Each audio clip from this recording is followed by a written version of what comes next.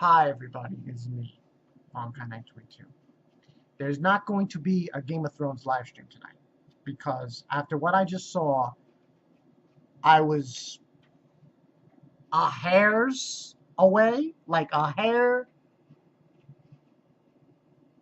the thickness of a single piece of hair away from not watching next season.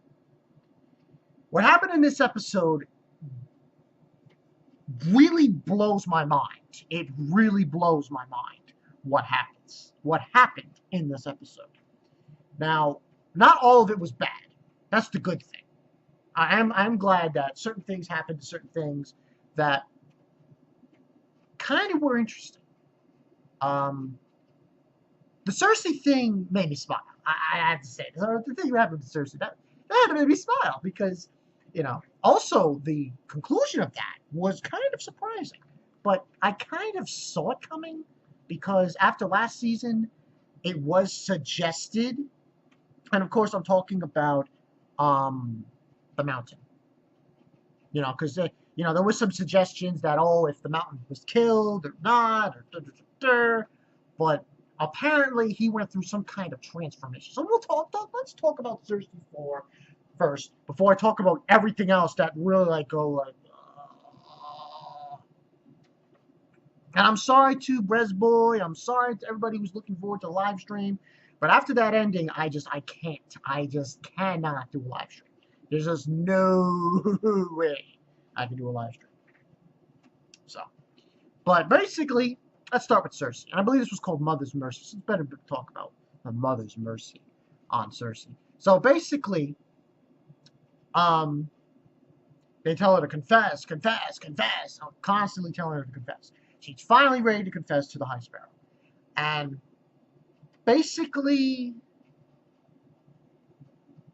what ends on happening is she confesses. She doesn't say Jaime's name, though. She says her cousins. So she admits to doing that, but not Jaime. And, High Sparrow's like saying, oh, it's a crime against God to not, if you lied to God. It's a crime. It's a travesty. And she's allowed to go back to the Red Keep. But this scene was so barbaric. Oof. They strip her full-blown nudity. I'll see that HBO. Full-blown nudity. Just like, god damn, so much nudity of Cersei. Of her naughty bits. It was just ridiculous.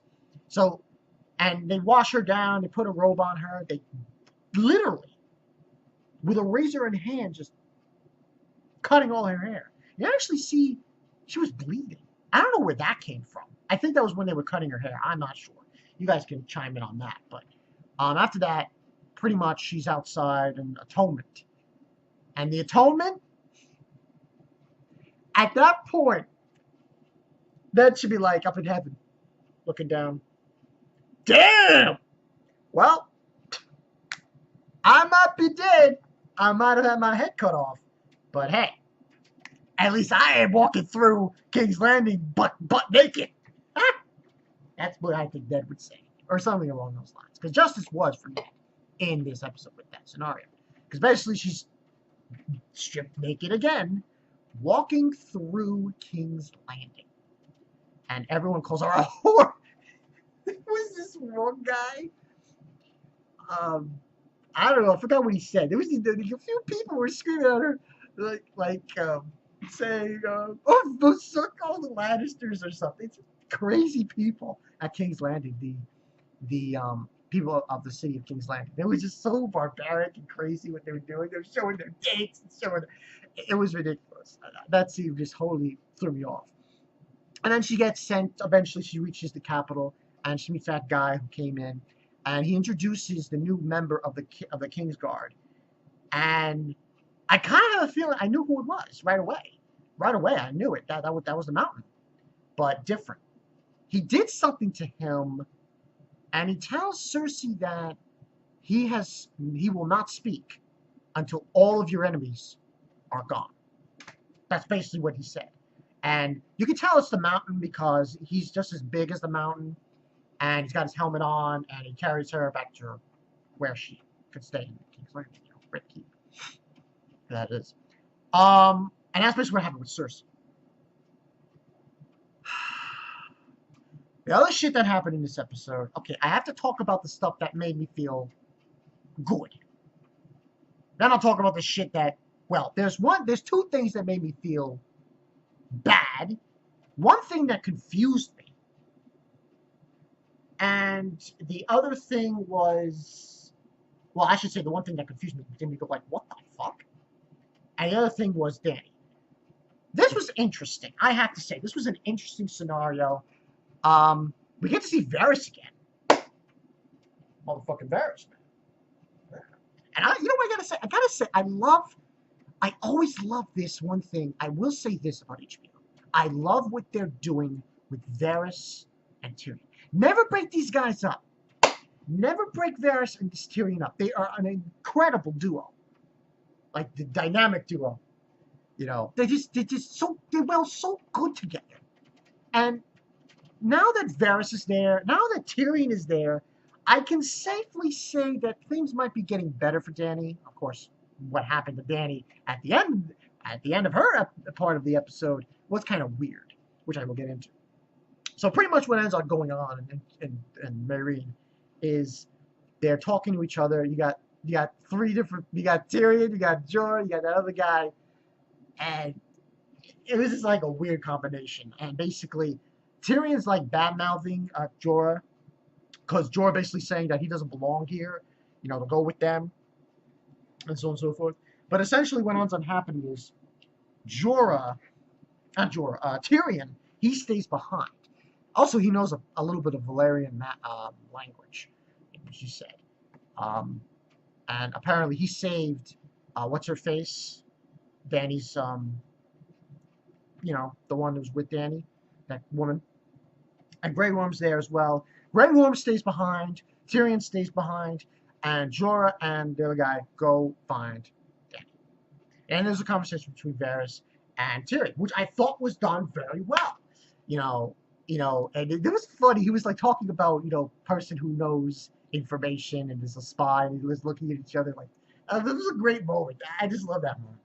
But then we get Dany, and she's with Drago and the dragon, and you see the dragon, he's not interested in like helping her go back to Meereen, and you see he's got like this black pit with just like animals that he's eaten and shit, and he's just resting pretty much.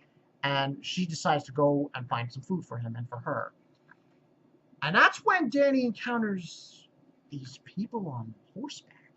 Very strange. I have no idea who these people are. But they come out of nowhere and they surround her.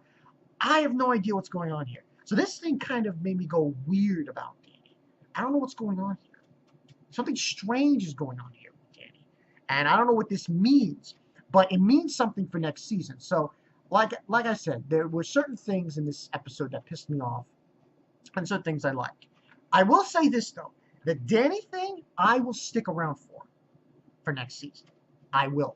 I definitely will. I was very close to dropping it, and the reason for that is what happened at the end of the episode. Now, let me go into details. Before I get into the bullshit that happened that made me so upset, let's talk about Arya. Arya kills Varian Trent. That was amazing. That was amazing. But what happened after that made me go like, the fuck? I have no idea what happened. It was so ridiculous and so bizarre. It's like an illusion. But basically, she's one of the 3 girls that he's had, and he starts whipping them. And I'm like, what a douche. What a fucking douche. Oh my god. But eventually, Arya reveals herself and starts stabbing him in the eye, and stabbing him in the chest, stabbing him everywhere. You know, it says that basically you're the one on my list. And cuts his throat, and he leaves. And then when she occurs in front of the faceless god, he tells her she did wrong. She was not supposed to kill him. That wasn't supposed to happen. And what ends up happening is they're going to punish her. And they're going to make her drink this liquid, which, from what I understand, is going to kill her. She doesn't drink the liquid. Faceless god drinks the liquid. And he dies. And just the most bizarre thing happens. You see, oh wait, there's also one other thing that happened. I forgot, Dorne, which I'll get into. You see, like, he's dead, and she's like, no, no, no, she's crying about it, and then the girl says, oh, why are you mourning for him? He's my friend, he's my friend. He looks behind her, and it's the same guy, the faceless god, that guy. And I'm like, and she starts ripping all faces from him. And then out of nowhere, she starts to go blurry, her eyes. And I'm like, and that's the end of the scene. That totally flipped me off. I was like, what is going on? I have no idea. I have no idea what that is about. Why she went blind, why... She wasn't supposed to kill, Trent. She wasn't supposed to kill him. She's basically saying, he told her, he wasn't for you to kill.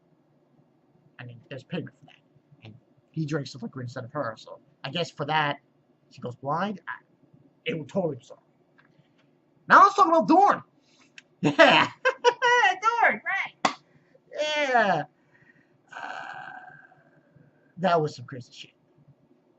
Okay, basically they send them on their way. They send Jaime and his daughter on their way. Send them on their way. And the woman who, with Oberyn, kisses her. And I'm like, okay. They get on the boat. There's some words that broad said to that woman. It's kind of like, oh, yo. She said something. What did she say? Hot pussy or something? She said something to him that made me go like, whoa, a little strong on there, broad.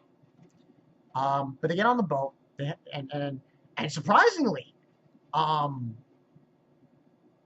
she knows, Jaime's niece, daughter, about what the story is between Jaime and Cersei.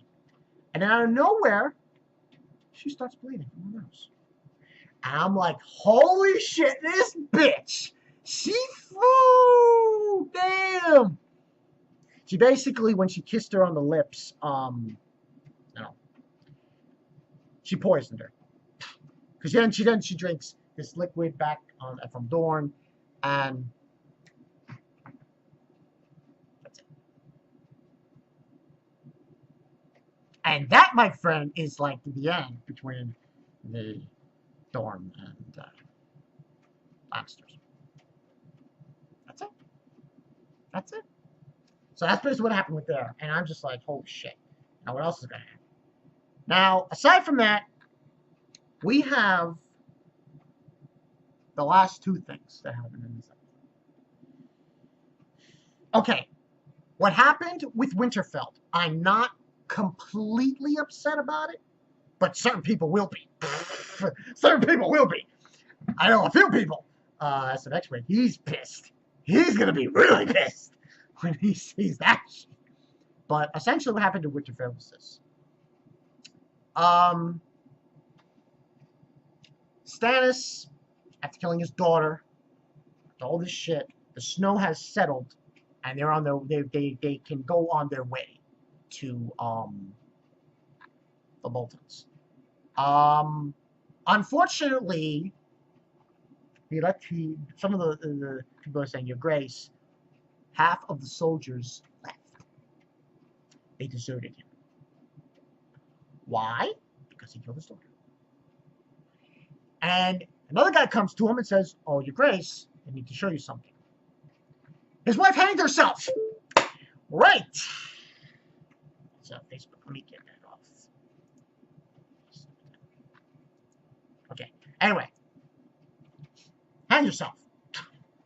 Go fucking figure that out. Jesus, you knew that was coming. So all this is happening, and he says, oh, we have to move. We're marching towards Winterfell now. They're going to go on their march to Bolton's. And while there, he says, we're going to prepare for a siege to go in at sunrise. They're already there, the Bolton army. And pretty much Yeah, Stannis' army gets decimated. Oh man, that was ridiculous. Ramsay, that motherfucking Ramsay. Of course, some good things happened during the whole Ramsay thing and the Sansa thing, which I can get into. But basically, Stannis, this was insulting. Any fans of Stannis, real fans of Stannis, are probably going to cancel their HBO subscription right now. I'm most certain. He gets killed off screen by. It was probably the most insultingest thing you could think of in Game of Thrones. But that's basically what happened. And you see Ramsay kill a few people. Likewise, Sansa, on the way back from, I think she was trying to light a candle in the Tom's Tower. On her way back, gets confronted by that stupid slut bitch. And with the last... Because they have a conversation about saying, I'm not going to kill you. But then she says she's going to, like, wound her or something about every part of you belongs to Ramsay. And just about, she's about to fire. Theon grows some balls, if he has any. I think he just called this.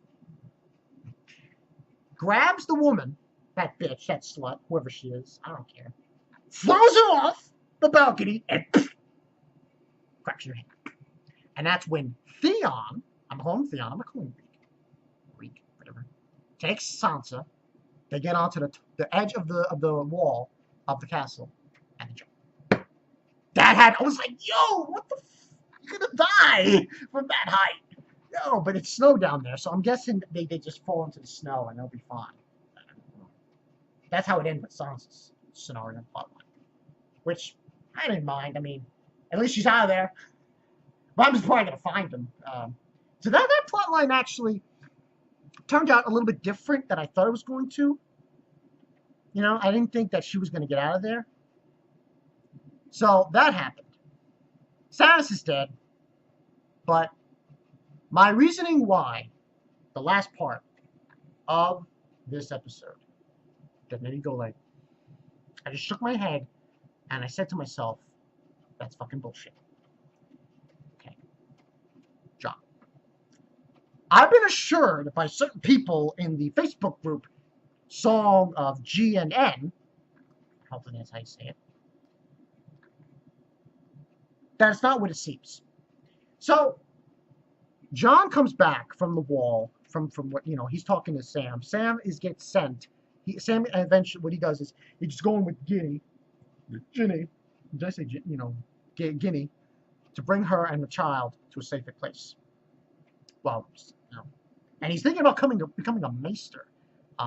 Sam. He also tells John what he did with her. That was fucking crazy. So what's not happening?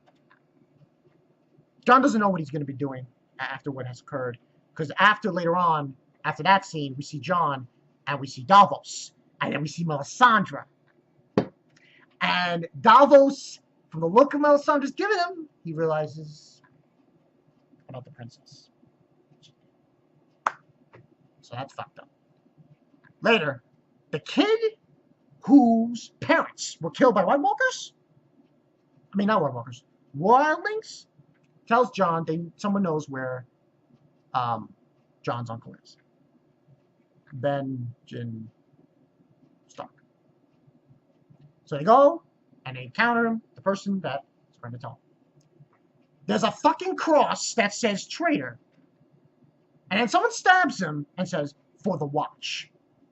They all begin to stab John, stab John, stab John, stab John, stab John. The little kid's like, and he stabs him. And John falls down, bleeding, and that's how the episode ends. And like I said, very close to HBO for burning your shit down. But I began to look and talk to some certain people on Facebook groups, the Game of Thrones Facebook group, more importantly, and this is what I found out. This is what I believe to have found out. I don't believe Jon is dead. What makes me think this? Someone reminded me. Melisandre is there. So, if we rewind a little bit of what happens earlier in Game of Thrones with the Brotherhood, how that guy was able to heal his wounds because of Lord of Light. That's what might happen. Because let's be honest here, Stannis is dead. He's gone. So Melisandre's wondering, you have someone here who could, oh, I don't know, lead the way, kill the Boltons, and Jon. So that's what I believe might transpire into next season. Now, as far as Jon Snow is concerned, I'm sorry, but I was really pissed off. I was a hairbreadth away from dropping the series. But now that I think about it more carefully, now don't kill me, you people who comment and say, oh, you're a stupid caveman, who complain like a little slutty bitch. Please. I'm not dropping the show. I'm going to give it a shot because I've been told that they're going to end this in 7 seasons. That's what I was told. And that's the case. I might as well stick around for season 6 and season 7. And besides, we still got Tyrion. Tyrion, he's a lasting breed, man. All hail the dwarfs. Yeah. My man Tyrion, he doesn't go out at all. He's still kicking. So, I look forward to that. A lot, but I will say this: next season, a whole shitload of shit's gonna have to be resolved because you got two. Really think about this. You have 2 Lannister kids who are dead, the daughter and Joffrey. All you have left is Tommen. I believe that's a sign. That's a fucking sign. That's like, yo, God is pissed. He's taking away your children because you have an indecent relationship. That's the way it goes. As far as that's concerned. As far as Arya is concerned, I have no idea what is going to happen to her next season. No fucking clue. No clue. Jon, I believe Jon will be alive next season. I believe that. Not strongly, but I believe it. That Melisandre will do something, bring him back, because she doesn't have anyone anymore. Stannis is dead. And she must have come back for a reason. I mean, it was to just, but I gotta hope. I gotta hope, man. And watching this series is so fucking difficult. It is so difficult. And I know in this video I'm going to probably get a bunch of troll messages. You suck, guy. Well, you know what? Kiss my ass. You want to come here and rant and wave and call me an idiot or call me a caveman, whoever the fuck you are with luchador masks? Some guy commented on my other live stream, called me a caveman or some shit. He's got an icon of a luchador mask. Give me a fucking break. Go watch wrestling. Sorry, but that pisses me off. But I will stick around, and it's hard. I know it's hard, but I know this is going on almost 24 minutes. But this episode was what it was. And listen, you've been telling me, oh, George R. R. Martin, he told them the ending, he told them these things, and blah blah blah, and they're going to be different than the books. Fine. Want to make it different from the books? Fine, you can do that. But let me tell you something. In the end, and this is true with everything, people who watch this show are not going. They watch it, but eventually, you know what's going to happen? They're not going to watch it continuously. They're going to get rid of it, and they're going to read the books. That's what it's going to be. They're not going to remember Game of Thrones for the HBO series. No. They're going to remember Game of Thrones for the books. That's what it's going to end up to. It's not going to end up to the series. The series sucks. I know. It's a fact. And I can honestly say this with 100% certainty. Penny Dreadful Season 2 is 5 million times better than Game of Thrones Season 5. It is a fact. No arguments required. But, hey, take it or leave it. I'm Bonkai Knight 22. I'm sorry I couldn't do a live stream, but it just pissed me off so much, that ending. But I'm sticking around as best I can. I don't know about SMX Wing. Yo, Steve, man. Yo, SMX Wing. I feel you, SMX Wing. Oh, God. What is SMX Wing going to do? I don't know if he's sticking around. He's a book reader. And after that, he's gone. He is gone. Ooh, unless he's got somebody else to look forward to. So, yeah, I'm Bonkai Knight. I'll see you guys later. Peace.